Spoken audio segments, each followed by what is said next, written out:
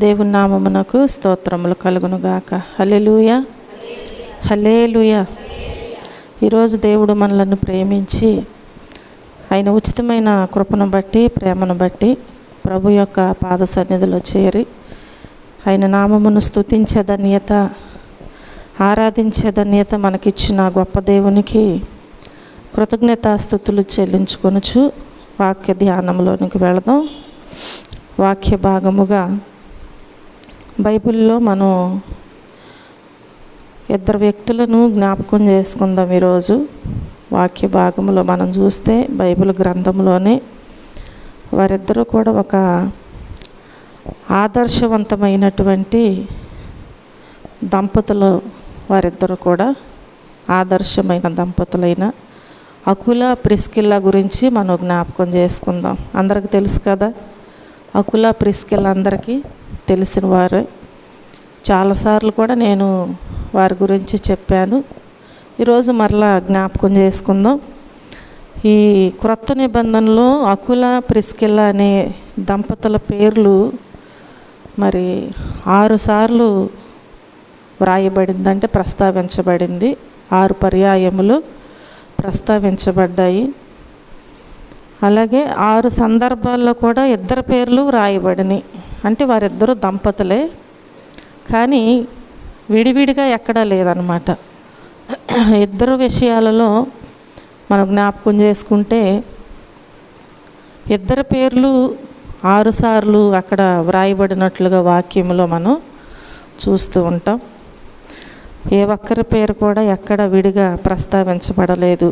అది కూడా మనం ఒక గమనార్హమని మనం జ్ఞాపకం చేసుకోవాలి. వీరి పేర్లు కలిసి వ్రాయబడినట్లుగానే వారి జీవితాల్లో మనం జ్ఞాపకం చేసుకుంటే వారి జీవితాలు కూడా కలిసి జీవించినటువంటి అనుభవం వీరిద్దరిది అని కూడా మనం జ్ఞాపకం చేసుకోవాలి. ఈరోజు మనము వీరి జీవితము మన ఆధ్యాత్మిక జీవితాలకు ఒక పాఠమని మనం జ్ఞాపకం చేసుకోవాలి. వీరిద్దరి యొక్క జీవితము ఆధ్యాత్మిక జీవితాలకు ఒక పాఠమని మనం చూడాలి. ఈయన గురించి మనం చూస్తే పొంతు వంశీయుడైనటువంటి అకుల అన్నమాట. అకుల ఏ వంశీయుడు? పొంతు వంశీయుడు. ఈ పొంతు వంశీయుడైన అకుల అతని భార్య ప్రిస్కిల్లా. ఇద్దరు పేర్లు జ్ఞాపకం చేసుకోండి, అకుల, ప్రిస్కిల్లా. అయితే వారి వృత్తి ఏంటి అంటే వారు డేరాలు కుట్టుకుంటూ ఉండేవారు. వారి వృత్తి ఏంటి? వారు డేరాలు కుట్టుకునేవారు అన్నమాట. మనం కొన్ని విషయాలను మనం జ్ఞాపకం చేసుకుంటే మొదటగా మనం చూస్తే వారిద్దరూ కలిసి కాపురం చేస్తూ ఉన్నారు. వారిద్దరూ కూడా కలిసి కాపురము చేస్తూ ఉన్నారు. మొదటగా మనం చూస్తే అపోస్తల కార్యముల గ్రంథము 18వ అధ్యాయము 3వ వచనములో మనం చూస్తే వారు వృత్తికి డేరాలు కుట్టువారు, పౌలు అదే వృత్తి గలవాడు గనుక వారితో కాపురం ఉండెను, వారు కలిసి పని చేయుచుండిరి. అర్థమైంది కదా, వారి వృత్తికి ఏం చేసేవారు? డేరాలు కుట్టేవారు. పౌలు కూడా అదే వృత్తి కలిగి ఉన్నాడు. అలాగే మనం చూస్తే వారిద్దరూ కలిసి పని చేస్తూ ఉన్నారు. అంటే వారి జీవితంలో వారిద్దరూ కలిసి కాపురము చేస్తూ ఉన్నారు. మొట్టమొదటగా మనం చూస్తే కనుక కలిసి కాపురం చేయడము అంటే భర్త భార్యను ప్రేమించాలి. భార్యాభర్తలు ఇద్దరూ కలిసి కాపురం చేయడం అంటే ఏంటండి? ఎప్పుడు కలిసి కాపురం చేస్తూ ఉంటారు చెప్పాలి? వారిద్దరూ కూడా ఒకరికొకరు లోబడి ఉన్నప్పుడు. కనుక భర్త ఏం చేయాలన్నమాట? భార్యను ప్రేమించాలి, భార్య భర్తకు లోబడి ఉండాలి. అప్పుడే వారిద్దరూ కలిసి కాపురం చేస్తూ ఉంటారు. ఎవరు ముందు ప్రేమించాలి, ఎవరు ముందు లోబడాలి అంటే కొన్ని విషయాలలో, కొన్ని కుటుంబాలలో నీవు ప్రేమించట్లేదు కాబట్టి నేను నిన్ను ద్వేషిస్తున్నాను అన్నట్లుగా ఉండొచ్చు. కానీ బైబిల్ ప్రకారముగా మనం చూస్తే ఎవరి ముందు ప్రేమించాలి, ఎవరి ముందు లోబడాలి అంటే ఇద్దరూ కూడా ఏకకాలంలో ఎవరి పని వారు చేయాలన్నమాట. ఇద్దరు కూడా ఏం చేయాలి? 2 ఎడ్లు ఒక బండిని లాగాలంటే 2 కలిసి ఒక మనసుతో లాగితేనే ఆ బండి ముందుకి సాగుతూ ఉంటుంది. ఒకదానికి సంబంధం లేకుండా, లోబడకుండా నీ దారి నీది, నా దారి నాది అన్నట్లుగా ఉంటే అవి ముందుకి సాగలేవన్నమాట. కనుక వారిద్దరూ కలిసి ఏం చేయాలన్నమాట? ఏకకాలంలో ఎవరి పని వారు చేస్తూ ఉండాలి. నేటి దినాల్లో కలిసి కాపురం చేస్తున్నప్పటికీ కూడా ప్రేమించే మనసు, లోబడే తత్వము లేని కారణముతో పేరుకు మాత్రమే వారు ఎలా ఉంటున్నారు? కుటుంబంలో కలిసి ఉంటున్నారు అంతే. పేరుకు మాత్రమే వారు కలిసి ఉంటున్నారు. కానీ హృదయాలు మాత్రము ఎలా ఉంటున్నాయండి? దూరముగా ఉంటున్నాయి. అయితే ఈ అకుల ప్రిస్కిల్ల జీవితాలు అట్లాంటివి కావు అని ఇక్కడ వాక్యంలో మనకి స్పష్టంగా తెలియచేయబడింది. పురుషులారా, దేవుని వాక్యంలో మనం చూస్తాం కదా, పేతురు రాసినటువంటి మొదటి పత్రిక, పేతురు రాసిన మొదటి పత్రిక 3వ అధ్యాయము 7-8 వచనాలలో మనం జ్ఞాపకం చేసుకున్నట్లయితే దేవుని వాక్యము మనకు సెలవిస్తుంది కదా, అటువలే పురుషులారా జీవమును కృపావరములో మీ భార్యలు మీతో పాలివారై ఉన్నారని ఎరిగి ఎక్కువ బలహీనమైన ఘటమని భార్యను సన్మానించి మీ ప్రార్థనలకు అభ్యంతరము కలుగక ఏం చేయాలంట? మనము చెప్పాలి. అటువలే పురుషులారా జీవమును కృపావరములో మీ భార్యలు మీతో పాలివారై ఉన్నారని ఎరిగి ఎక్కువ బలహీనమైన ఘటమని భార్యను ఏం చేయాలంట? సన్మానించి, ఎందుకంట? మీ ప్రార్థనలకు అభ్యంతరము కలుగుకుండునట్లు జ్ఞానము చొప్పున వారితో ఏం చేయాలి? కాపురము చేయాలి. హల్లెలూయా. జ్ఞానముతో వారు ఏం చేయాలంట? కాపురము చేయాలి. కాబట్టి దేవుని వాక్యములో 8వ వచనములో తుదకు మీరందరూ ఏకమనస్కులై ఒకరి సుఖ దుఃఖముల యందు ఒకరు పాలుపడి సహోదర ప్రేమ కలవారును కరుణాచిత్తులను వినయ మనస్కులునై ఉండుడి. ఎలా ఉండాలంట? వీరు చెప్పాలి. ఎలా ఉండాలి? ప్రార్థనలకు అభ్యంతరము కలుగకుండా ఉండాలంటేనేమో ఏం చేయాలి? జ్ఞానము కలిగి ముందుకు సాగిపోవాలి. అలాగే ఇద్దరు కూడా ఏక మనస్సు కలిగి ఉండాలి. ఇద్దరు కూడా ఎలా ఉండాలి? ఏక మనస్సు కలిగి ఒకరి సుఖ దుఃఖముల యందు ఒకరు పాలు పంచుకోవాలి. అంతేకాని ఒకరికి బాగున్నప్పుడు ఒకరు పట్టించుకోకుండా, ఒకరు కష్టములో ఉన్నప్పుడు ఒకరు ఆదరించకుండా అలా ఉన్నట్లయితే వారిరువురికి ఏక మనస్సు అనేది ఉండదన్నమాట. అవి ఆర్థిక పరిస్థితులైనా, బలహీనతలైనా, కుటుంబంలో బిడ్డలను పెంచే విధానమైనా, ఏ విషయంలోనైనా, తల్లిదండ్రులను ప్రేమించే విషయంలోనైనా, ఏ విషయంలోనైనా వారిద్దరూ కలిసి ఎలా ఉండాలి? ఏక మనస్సు కలిగి ఉండాలి. ఏక మనస్సు కలిగి ఉన్నప్పుడు వారిరువురి మధ్యలో చేస్తున్న పని విషయంలో, ఖర్చు పెడుతున్న విషయంలో, పెంచే విషయంలో ఎక్కడ కూడా ఒకరినొకరు ఎంచుకునే అవకాశము ఉండదు. ఒకరినొకరు ద్వేషించుకునే అవకాశము ఉండదన్నమాట. కాబట్టి ఎలా ఉండాలి అంటే ఏక మనసు కలిగి ఒకరి సుఖ దుఃఖములు యందు ఒకరు పాలుపడి సహోదర ప్రేమ కలిగిన వారుగా ఉండాలి అని పౌలు భక్తుడు స్పష్టంగా ఇక్కడ వాక్య భాగంలో మనకి రాస్తూ ఉంటున్నారు. హల్లెలూయా. అందుకని ఎలా ఉండాలన్నమాట? చెప్పాలి. కలిసి కాపురము చేసేవారిగా ఉండాలి. కలిసి కాపురము చేసేవారిగా ఉండాలి. హల్లెలూయా. రెండవదిగా మనం చూస్తే కలిసి వారిద్దరూ పని చేస్తున్నారన్నమాట. మొదటగానేమో కలిసి కాపురం చేస్తున్నారు. రెండవదిగా కలిసి కాపురము చేస్తూ ఉంటున్నారు. కలిసి పని చేస్తూ ఉంటున్నారు. 18వ అధ్యాయంలోనే 3వ వచనంలో మనకి వ్రాయబడి ఉందన్నమాట. 18వ అధ్యాయంలో 3వ వచనములు ఇప్పుడు మనం చదివాం కదా, అక్కడ వ్రాయబడి ఉంది. ఏమైనా వ్రాయబడి ఉంది? వారిద్దరూ కలిసి పని చేసినట్లుగా దేవుని వాక్యంలో మనం చూసి ఉన్నాం. వారు ఇద్దరూ కూడా కలిసి వారి పని చేస్తున్నారు. కాబట్టి ఏం చేయాలి? ఇప్పుడు భార్యాభర్తలు ఇద్దరు కూడా ఏం చేయాలి? కలిసి పని చేసేవారిగా ఉండాలి. కలిసి పనిచేసే భార్యాభర్తలు అనేకులు ఉన్నారు. అయితే కొందరు నా భర్తతో సమానముగా సంపాదిస్తున్నాను. జ్ఞాపకం చేసుకోండి, కలిసి పనిచేసేవారు చాలామంది ఉంటారు.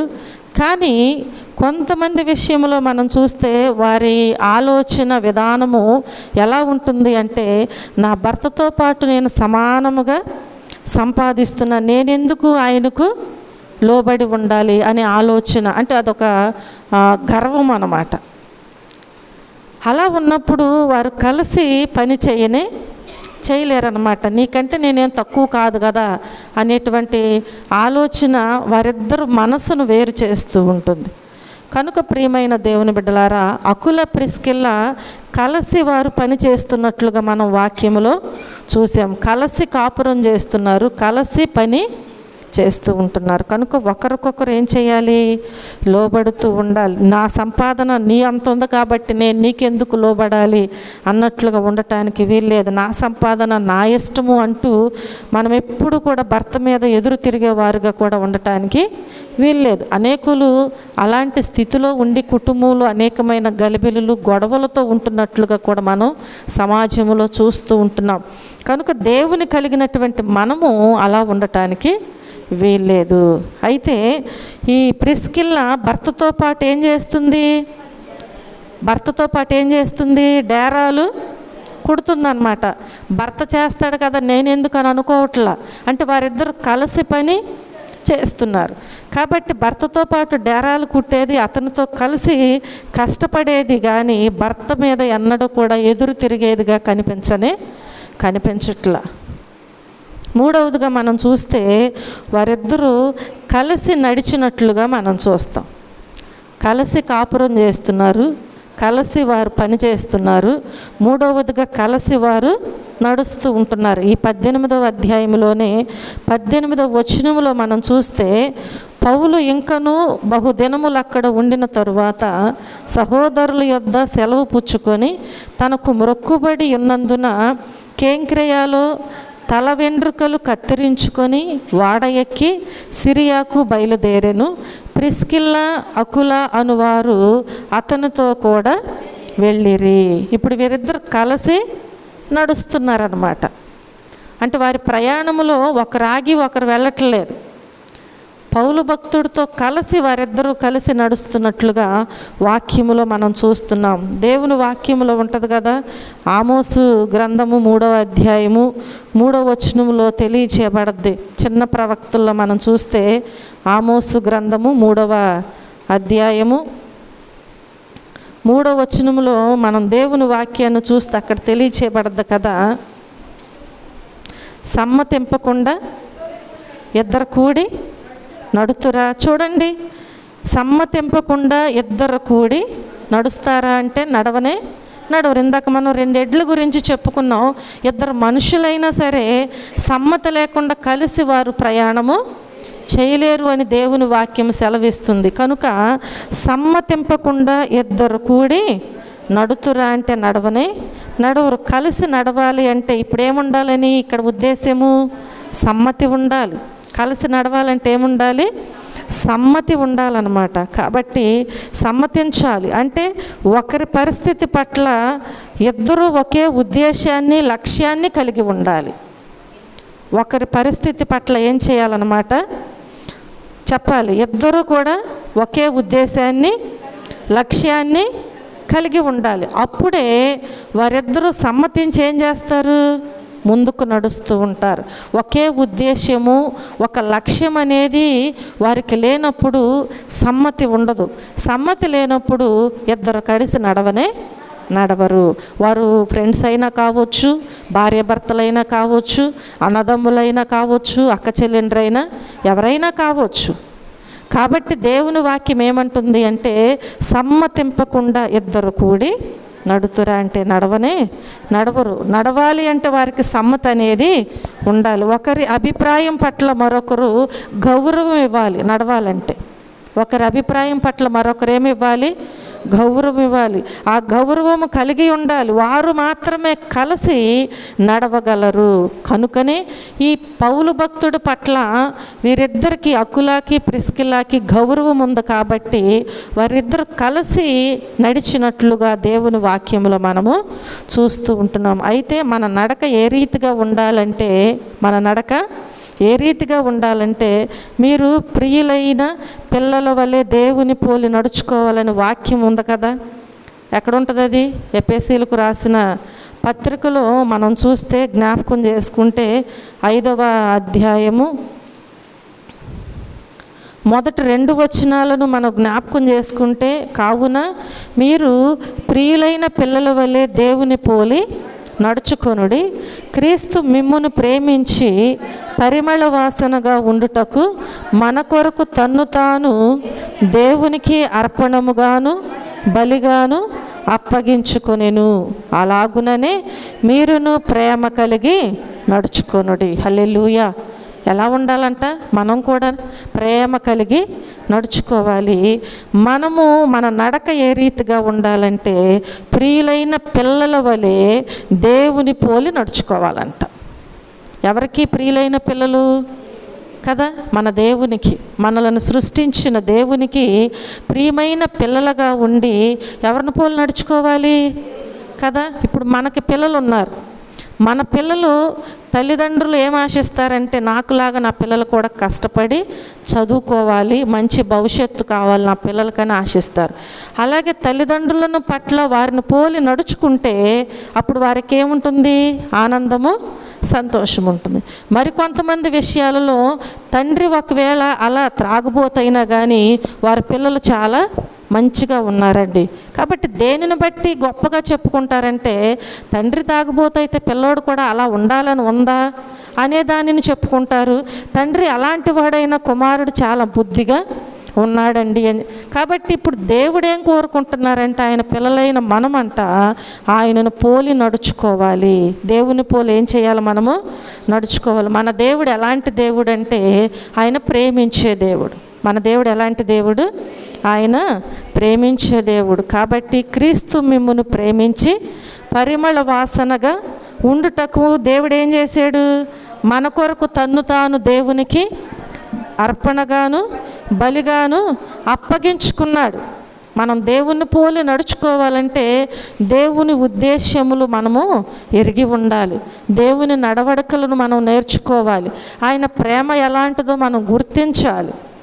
అప్పుడు మనము కూడా అలా నడవటానికి అవకాశం ఉంటుంది. కాబట్టి అలాగుననే మీరును ప్రేమ కలిగి నడుచుకోండి.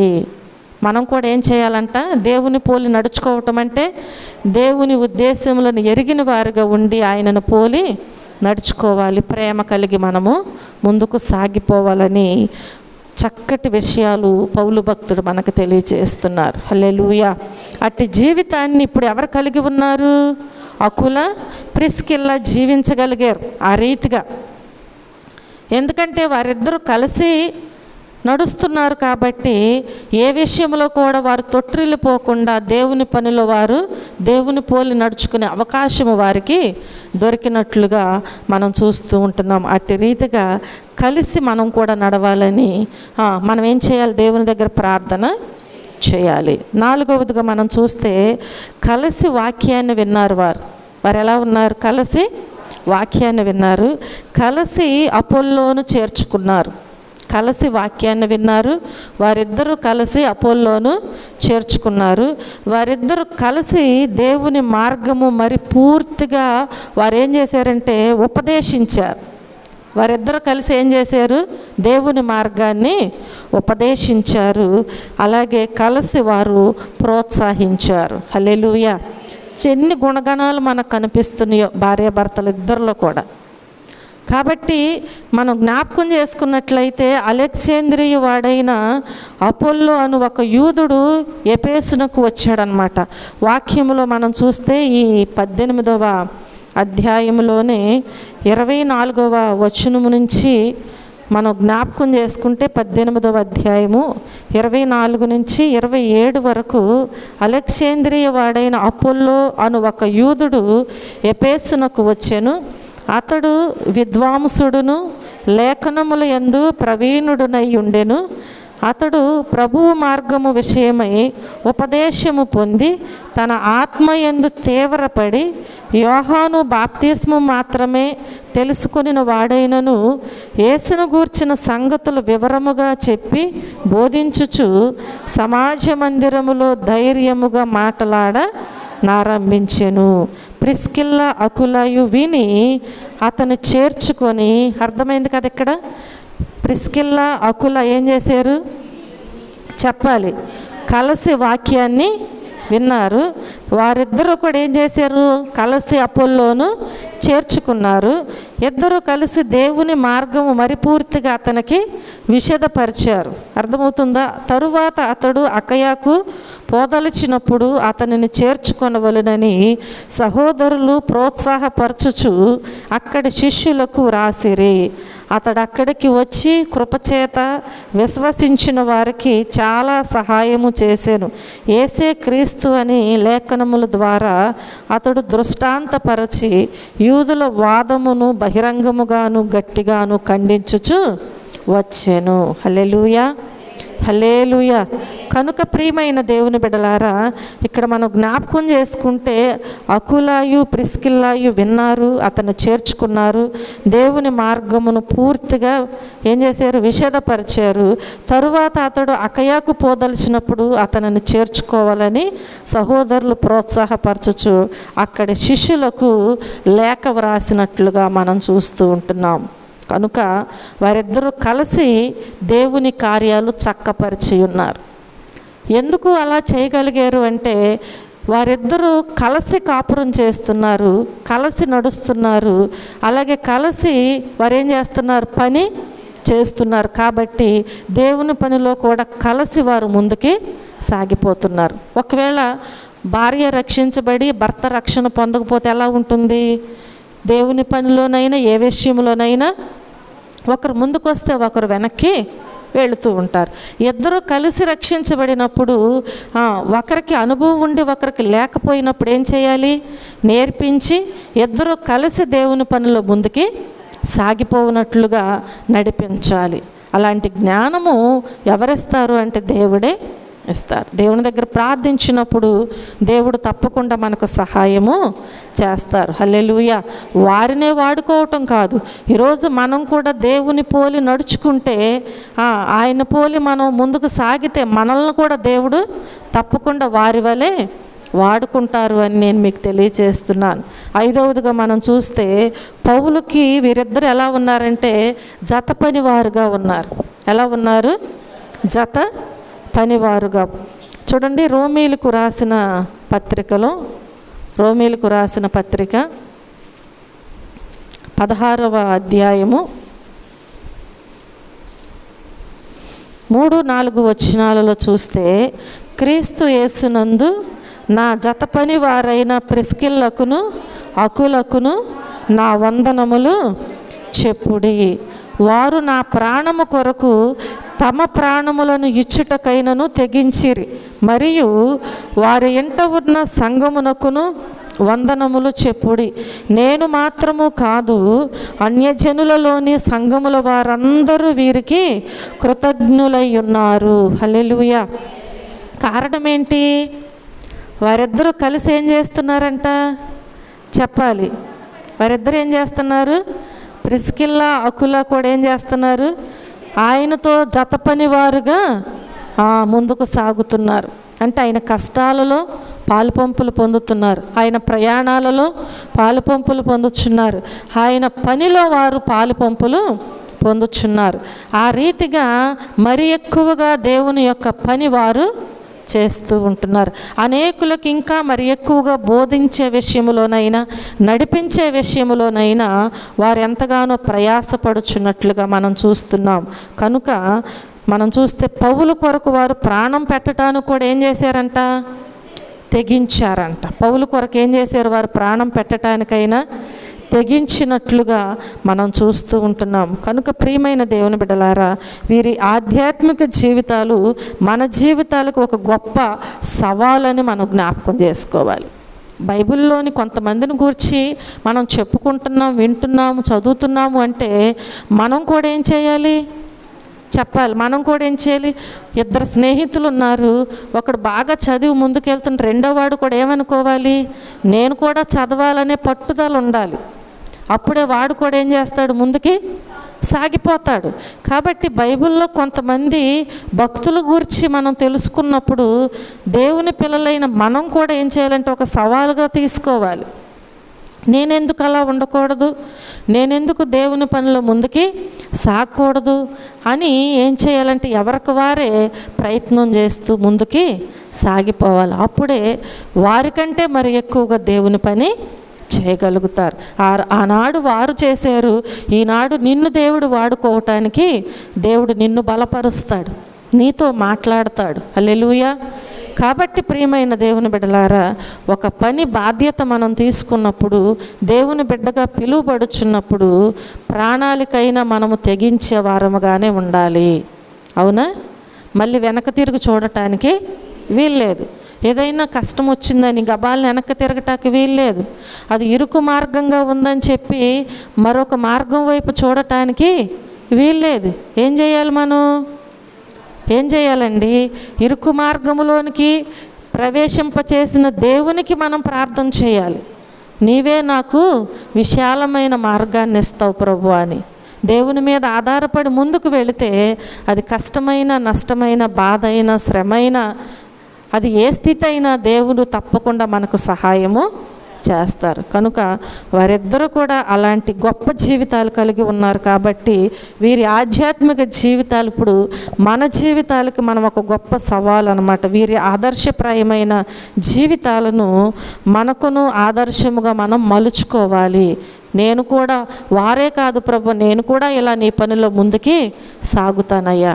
మనం ఏం చేస్తామంటే పగలు నేను పని చేశాను కాబట్టి ఈరోజు బుధవారం అని తెలిసినా కానీ దేవుని పనికి, దేవుని యొక్క సన్నిధికి రావటానికి ఎప్పటికి వస్తాం చెప్పాలి కదా. వారు కూడా పని చేస్తున్నారు. వారేం పని చేస్తున్నారు?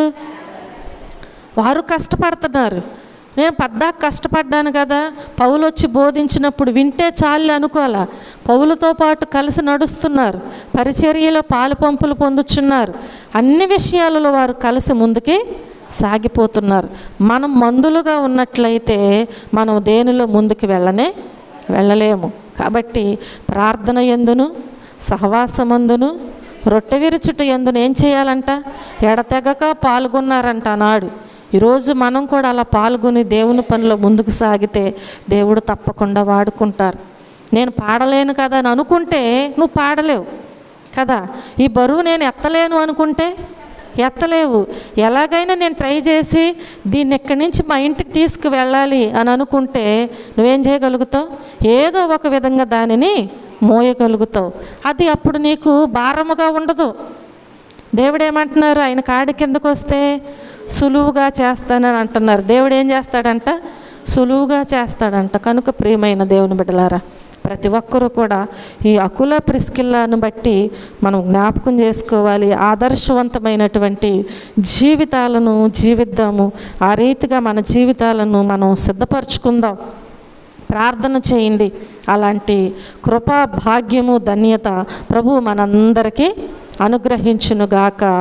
ఆమేన్. ప్రార్థన చేసుకుందాం. అందరూ మోకరించినట్లయితే ప్రార్థన చేసుకుందాం. ప్రేమ కలిగిన తండ్రి, కృప కలిగిన మా దేవ, మా రక్షకుడా, మీ పరిశుద్ధమైన నామమును బట్టి లెక్కలేని కృతజ్ఞతాస్తుతులు, స్తోత్రములు, వందనాలు తెలియజేస్తున్నాం ప్రభువా. ఈరోజు నా తండ్రి మాతోనైనా మరి అకుల గురించి, ప్రిస్కిల్లా గురించి మీరు మాతో మాట్లాడిన దేవుడివి.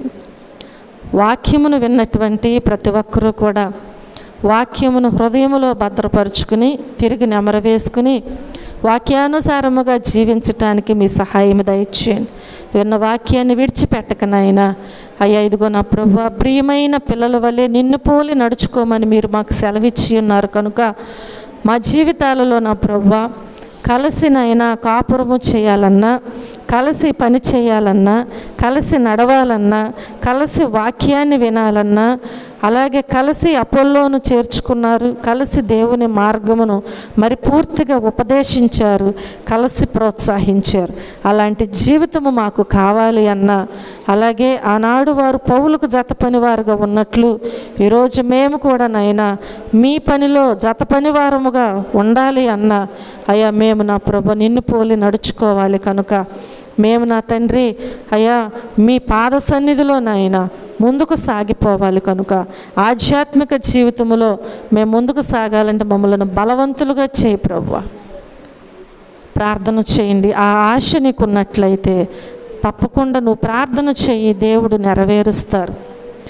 ఆధ్యాత్మిక జీవితంలో బలవంతులుగా సాగిపోవాలని నీకు ఆశ ఉన్నట్లయితే ఆనాడు పేతురు భక్తుడు సెలవిచ్చినట్లుగా సహవాసమందును ప్రార్థన యందును రొట్టె విరుచుట యందును ఎడతెగక పాల్గొనమని సెలవిచ్చినట్లుగా ఈరోజు నీవు కూడా ఒకవేళ దేవుని సన్నిధికి దూరం అవుచున్నావా, నిర్లక్ష్యముగా ఉంటున్నావా, అలాగే అవిశ్వాసముగా ఉంటున్నావా, సంపూర్ణంగా నువ్వు పాలుపంపులు పొందలేకపోవచ్చున్నావా, ప్రార్థన చేయి.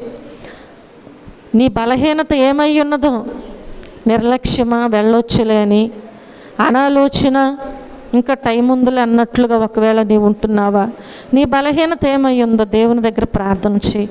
సంపూర్ణంగానైనా మీరిచ్చిన స్వరములతో కరములతో మీ నామాన్ని స్తుతించాలి, మీ సన్నిధిలో ప్రార్థించాలి, వాక్యాన్ని వినాలయ్యా. సంపూర్ణంగా నేను మీలో సాగిపోవాలి ప్రభువా నేను ఆశపడినట్లయితే దేవుని దగ్గర ప్రార్థన చేయి. దేవుడు తప్పకుండా సహాయం చేస్తారు. తప్పకుండా దేవుడు ఆయన మనలను మలుచుకునే దేవుడు. ఆయన సన్నిధిలో పనికొచ్చే పాత్రగా చేసి వాడుకునే దేవుడు మన దేవుడు. ఒకవేళ మనము పనికిరాని పాత్రలమే కావచ్చు, కానీ ఆయన సన్నిధిలో పనికొచ్చే పాత్రలుగా చేసి ఆయన కొరకు వాడుకునే దేవుడు మన దేవుడు. ఆయన నిన్ను ఎన్నడూ కూడా విడువనటువంటి దేవుడు కనుక దేవుని సన్నిధిలో మనం ప్రార్థన చేద్దాం. ప్రేమ కలిగిన తండ్రి, కృప కలిగిన దేవ, వచ్చిన బిడ్డలను బట్టి మీకు వందనాలయ్యా. విన్న వాక్యాన్ని బట్టి మీకు వందనాలు, స్తోత్రాలు ప్రభువా. ప్రతి ఒక్కరూ విశ్వాసంలో బలవంతులుగా సాగిపోవటానికి మీ సహాయం దయచేయండి. వచ్చిన బిడ్డలను బట్టి మీకు వందనాలు. రాలేని బిడ్డలు అనేక మంది ఉన్నారు. మీ చిత్తమైతే మరొక సమయాన్ని వారికి మీరు అనుగ్రహించండి. సంఘాన్ని దీవించండి, ఆశీర్వదించండి, అభివృద్ధిపరచండి, బలపరచండి. ఆత్మలోనైనా ఎదుగు నిమిత్తముగా మీ సహాయం దయచేయండి. అంతేకాదు నా ప్రభువా, బలహీనులను బలపరచండి, వ్యాధిగ్రస్తులను స్వస్థపరచండి. అంతేకాదు నాయనా ఈ రాత్రికాల సమయంలో ప్రభువా ప్రతి కుటుంబాన్ని మీ చేతులకు అప్పగిస్తున్నాను. అయ్యా నశించిపోవచ్చున్న వారిని వెదకి రక్షించే దేవుడు నీవై ఉన్నావు కనుక ఎంతమంది బిడ్డలైతే నాయన మీ మార్గములోనికి రాలేక ఇంకనూ నా తండ్రి లోకములో ఉంటున్నారు, వారందరినీ నాయన మీరు ప్రేమించే దేవుడివి, ప్రేమిస్తున్న దేవుడు నాయన.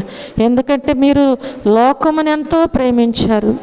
అవునయ్యా, మీ ప్రేమను వారు గుర్తించి మీ సన్నిధిలో నాయన మోకరిల్లు వారుగా ఉండునట్లు సహాయం దయచేయండి. మీరిచ్చే ఉచితమైన రక్షణ పొందుకునే వారుగా ఉండునట్లు సహాయం దయచేయండి.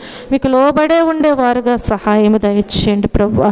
మీ వద్దకు వచ్చిన వారిని నాయన మీరు త్రోసివేయరని గ్రహించేవారుగా ఉండటానికి సహాయం దయచేయండి. అయ్యా మీ వద్దకు వచ్చినప్పుడు నాయన మా ప్రతి అవసరతలు నాయన మీ ఐశ్వర్యములో నుంచి తీరుస్తానని సెలవిచ్చిన దేవుడు అయ్యా. అవును ప్రభువా. అయ్యా ఒకవేళ సింహపు పిల్లలు లేమిగలవై ఆకలి గుణనేమో కానీ అయ్యా మా పట్ల మీరు చూపిస్తున్న కృప ఎంతో గొప్పది నాయన. మీ యందు భయభక్తులు కలిగి ఉంటే ఏ మేలు కొదువై ఉండదని సెలవిస్తున్న దేవుడు అయ్యా. అవును ప్రభువా, ప్రతి ఒక్కరూ మీకు లోబడి మీ యందు భయభక్తులు కలిగి జీవించటానికి మీ సహాయం దయచేయమని, మీరే మహిమ ఘనత ప్రభావములు పొందమని యేసుక్రీస్తు అతి శ్రేష్టమైన నామములో ఈ ప్రార్థన మనవులు అడిగి వేడుకుని పొందుకొని ఉన్నాము మా పరమ తండ్రి. ఆమేన్.